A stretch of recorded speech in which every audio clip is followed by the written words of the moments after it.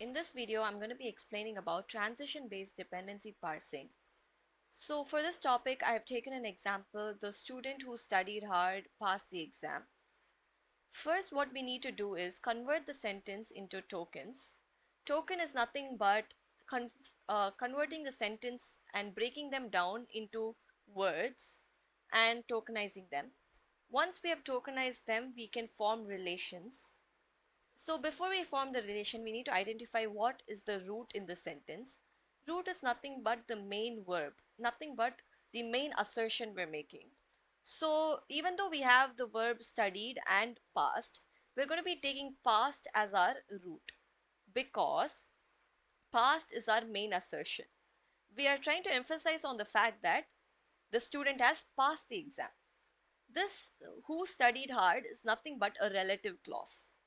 So now let's start off by forming the relation. So we have identified that past is our root. So we need to start forming relations from our root. So we know that student is the one who passed. So student depends on past. We also know that they passed the exam. So exam also depends on past. Now we have the determinant the, which is dependent on the exam. And now we look at student, which has a determinant the, which depends on student. And now we will look at the fact that studied depends on student because without the student studied cannot exist. And similarly we are explaining that they have studied hard, so hard depends on studied, and without the word studied we will not have who, so who also depends on studied. So this is the relation between the words, and we need to make sure that from the root we will be able to parse through all the other words.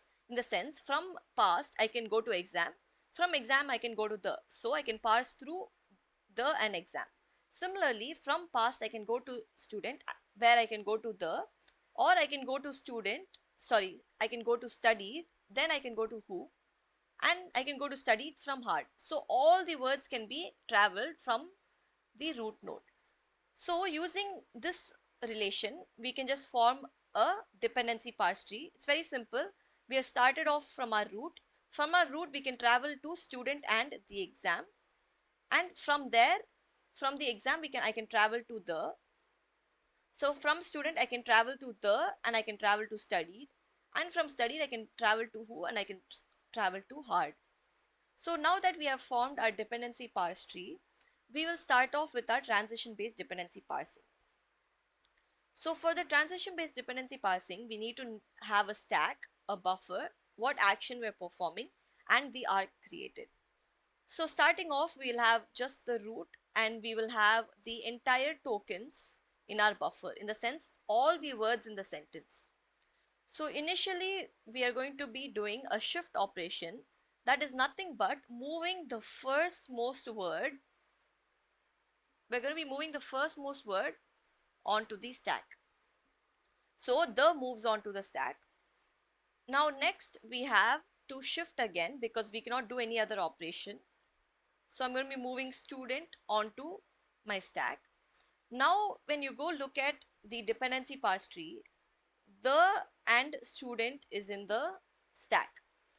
So the does not have any further dependencies for itself, and the also has a dependency on student which is already in the stack.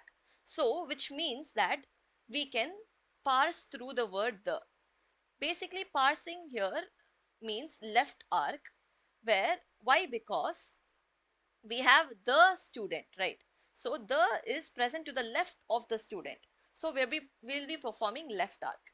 So if I perform left arc, that basically means that I'm removing the from my stack. Now my stack only has student, so now I can again perform shift operation and move who. So now we have student and who, they have no correlation because we have, in order for us to remove who, we need to have studied in the stack.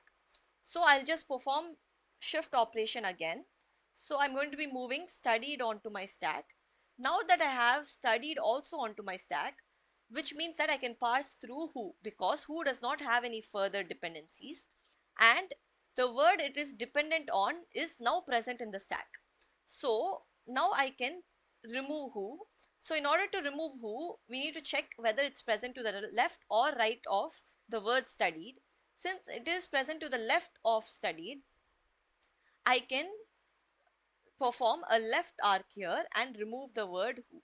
Now my stack contains studied and student. So next I'm going to be performing left shift operation again.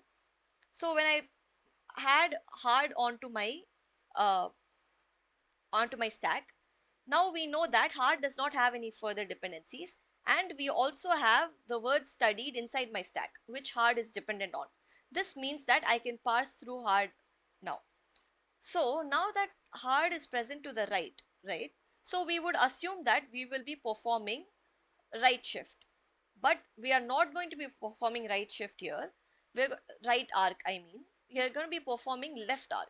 This rule applies only for adverbs. If we have some adverb present, obviously it's usually present to the right. But whenever we are parsing through an adverb, we have to choose left arc. That's a rule.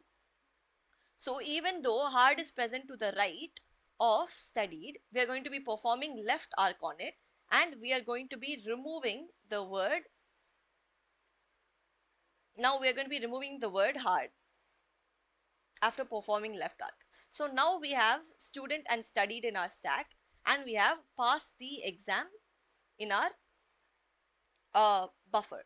Now that you see, we have parsed through we have parsed through who, we have parsed through hard. Now we have student and studied.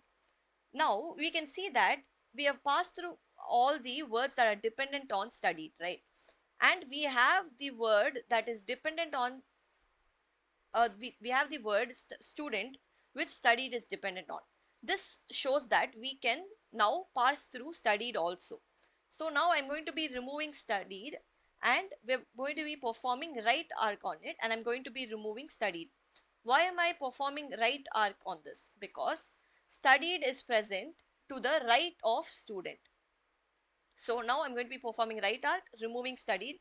Now I'll be having student, and I will be having passed the exam. Now I'm going to be adding passed onto my uh, stack. Now I will be having student and passed. Now that I have parsed through all the words which is dependent on student, and I have also added the word passed onto my stack, which my student is dependent on. So this means that I can parse through student also. So I'm going to be performing a left arc because my student is present to the left of my past. So it is present to the left. So I'm going to be performing left arc, and I'm going to be removing my student word also. So student is removed. Now we have past in our stack and the exam in our buffer. So now I'm going to be just shifting the word the here, and then I'm going to be shifting the word exam also. Now we have past, exam, and the. Why did we have to perform shift operation for exam also? Because there when we add past and the in our stack, it doesn't mean we can parse through the, because we need to have the word that the depends on.